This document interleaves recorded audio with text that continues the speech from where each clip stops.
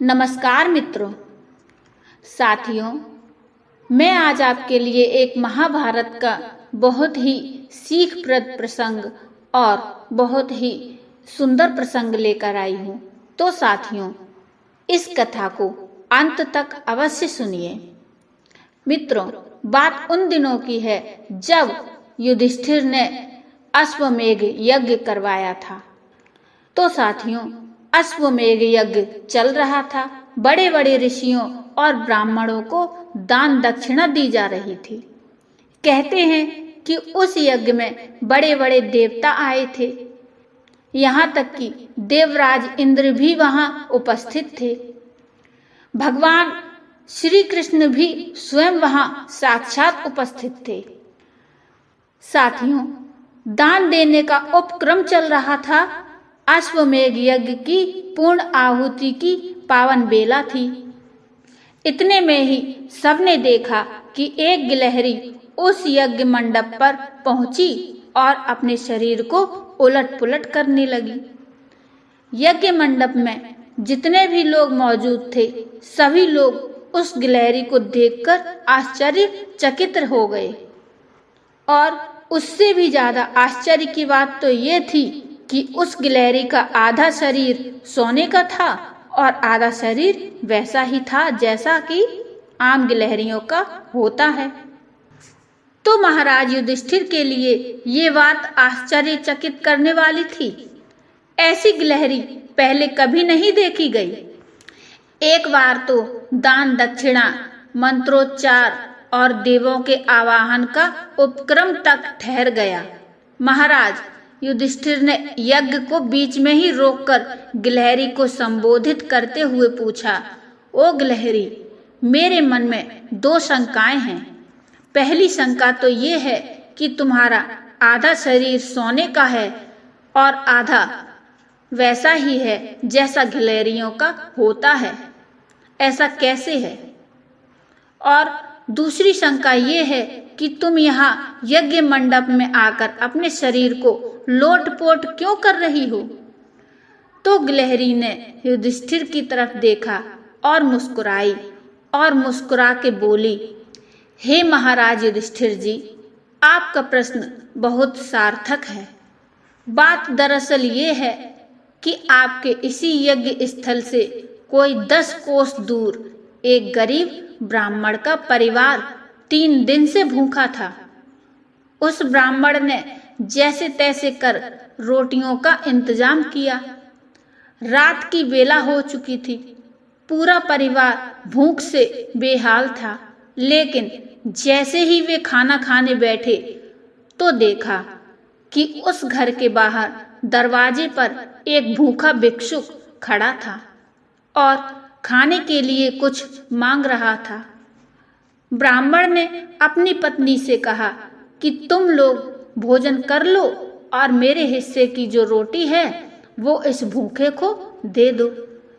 तो वह भूखा भिक्षुक रोटी खाने लगा और रोटी खाते खाते उसने कहा कि मैं अभी भी भूखा हूँ, मेरा पेट नहीं भरा है। तब ब्राह्मण की पत्नी ने कहा, इसे मेरे हिस्से की भी रोटियां दे दो। तो ब्राह्मण की पत्नी ने अपने हिस्से की भी रोटियां दे दी, मगर फिर भी वह भिक्षुक भूखा ही रहा। उसके बाद बच्चों ने भी अपनी रोटी उस भूखे भिक्षुक को दे दी। उसके बाद उस भिक्षुक का पेट भर गया। ब्राह्मण के परिवार ने अपने मन को समझाया कि हम 3 दिन से भूखे हैं और एक दिन भूखे रह लेंगे तो क्या फर्क पड़ेगा। हमारे द्वार पर आया कोई याचक भूखा नहीं लौटना चाहिए।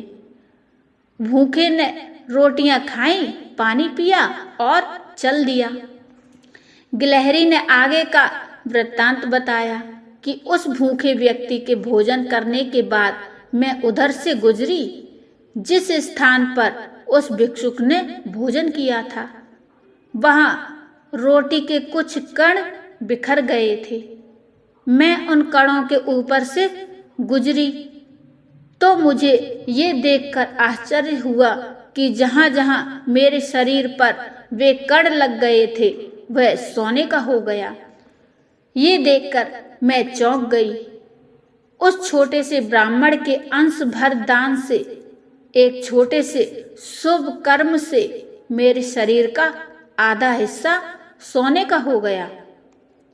मैंने यहाँ के अश्वमेध यज्ञ के बारे में सुना तो सोचा कि वहाँ महान यज्ञ का आयोजन हो रहा है, महादान किया जा रहा है, शुभ से शुभ कर्म समायोजित हो रहे हैं।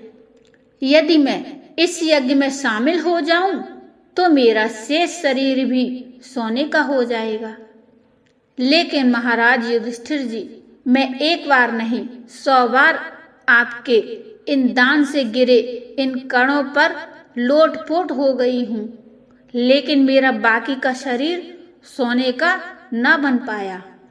मैं ये सोच रही हूँ कि असली यज्ञ कौन सा है, आपका ये अश्वमेध यज्ञ या उस ब्राह्मण की आंशिक आहुति वाला यज्ञ।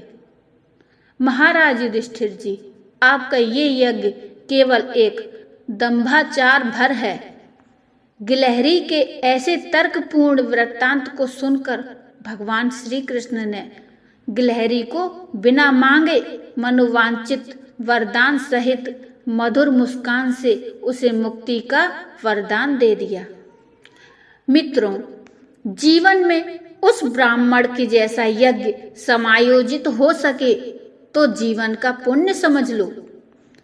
ऐसा कोई यज्ञ ना लाखों खर्च करने से होगा और ना ही घी की आहुतियों से होगा। भूखे प्यासे किसी आदमी के लिए, किसी पंडित के लिए और किसी अनाथ और दर्द से कराते हुए व्यक्ति के लिए अपना तन मन और धन कोई भी अगर अंश भर भी दे सको, प्रदान कर सको, तो वह आपकी ओर से एक महान यज्ञ होता है, एक महान दान और एक महान तप होगा। मित्रों, भगवान करे आप सबके जीवन में भी ऐसी पुण्य पल, ऐसी पावन बेला सृजित हो सके। आपको भी ये मौका अवश्य मिले। तो मित्रों, मुझे आशा है आज की कथा आपको अच्छी जरूर लगी होगी और इस कथा से आपको कुछ सीखने को जरूर मिला होगा। साथियों, ये कथा आपको कैसी लगी कृपया मुझे कमेंट में ज़रूर बताइए और कथा अच्छी लगी हो तो लाइक कर दीजिए और चैनल को सब्सक्राइब भी कर लीजिए और हाँ, घंटी को ज़रूर दबाइए जिससे आपको हमारी नोटिफिकेशन समय पर मिल जाएंगी। तो मिलते हैं फिर एक और भक्ति में और प्रेरणादायक कहानी लेकर। तब तक के लिए नमस्कार। जय श्री कृष्ण।